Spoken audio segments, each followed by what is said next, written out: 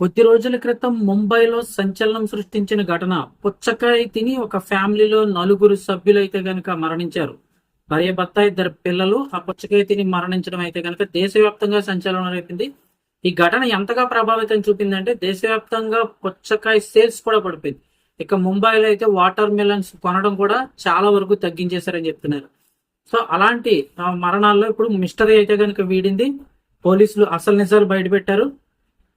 ఒక ఫ్యామిలీ అయితే కనుక ఫంక్షన్ ఉందని చెప్పి ఒక ఫంక్షన్ కి వెళ్ళడం, అక్కడ బిర్యానీ తిన్నారు. బిర్యానీ తిన్న తర్వాత ఇంటికి వచ్చి రాత్రి 11, 12 అవుతుంది. ఇంటికి వచ్చిన తర్వాత ఫ్యామిలీ సభ్యులు అయితే కనుక పుచ్చకాయ కోసుకొని తినడం జరిగింది. పొద్దురికి నలుగురు అస్వస్థతలై చనిపోయారు. మొత్తం అందరూ నలుగురు చనిపోయారు అనమాట. అసలు పుచ్చకాయ తినడం వల్లే మరణించారని ఈ ఘటన సంచలనం రేపింది. అసలు విషయం ఏంటంటే ఈ కేసు సంచలనంగా మారడంతో ఫోరెన్సిక్ పరీక్షలు అయితే జరిపారు. ఈ పరీక్షల్లో సంచలన విషయం వెలుగులోకి వచ్చింది. విష ప్రయోగం వల్లే వారు మరణించారని నిర్ధారించారు. మృతుల శరీరంలో వారు తిన్న పుచ్చకాయలో ఎలకల్ని చంపడానికి ఉపయోగించేటువంటి ఒక విష పదార్థం ఆనవాళ్ళని గుర్తించారు. నిజానికి వాళ్ళు పుచ్చకాయ తినే చనిపోయారు. ఎందుకంటే ఆ పుచ్చకాయలో ఎలకల్ని చంపడానికి వేసే మందు ఉన్నట్టు గుర్తించారు. వారి అంతర్గత అవయవాలలో ఆకుపచ్చ రంగు కనిపించింది. దీంతో విష ప్రయోగం జరిగినట్టు నివేదిక వెల్లడించడంతో ఈ కేసులో బిగ్ ట్విస్ట్ చోటు చేసుకుంది. 45 ఏళ్ల అబ్దుల్లా డొకాడియా, అతని భార్య 35 ఏళ్ల నజరీన్, వారి పిల్లలు 13 ఏళ్ల జనాబ్, 16 ఏళ్ల ఆయేషాలు ముంబైలో తమ బంధువుల ఇంటిలో విందిచ్చారు.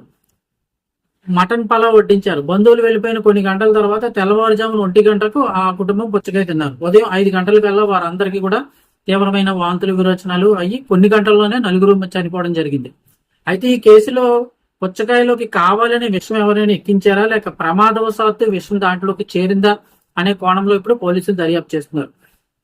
ఫోరెన్సిక్ పరీక్షల్లో మృతుల యొక్క మెదడు, గుండె, పెగులతో సహా కొన్ని అవయవాలు ఆకుపచ్చగా మారిపోయాయి. ఈ కేసులో అంటే విందు జరిగింది కదా, వీళ్ళు ఒక ఫ్యామిలీ వెళ్ళరు కదా ఏదైనా ఫంక్షన్ జరిగిందంటే. ఇంకా చాలా మంది ఆ ఫంక్షన్ లో పాల్గొన్నారు. వాళ్ళు ఎవరికి ఏమీ జరగలేదు. ఇంటికి వచ్చి పుచ్చకాయ తిన్న వీళ్ళు మాత్రమే మరణించారు. పుచ్చకాయలు అయితే కనుక ఎలకలను చంపడానికి ఉపయోగించే మందు కలిసింది. అది ఎందుకు కలిసింది? ప్రమాదవశాత్తునా, లేకపోతే ఎవరైనా వీళ్ళ మీద కావాలనే ఆ మందు ప్రయోగం చేశారనేది అయితే త్వరలో దర్యాప్తులు అయితే తేలనుంది.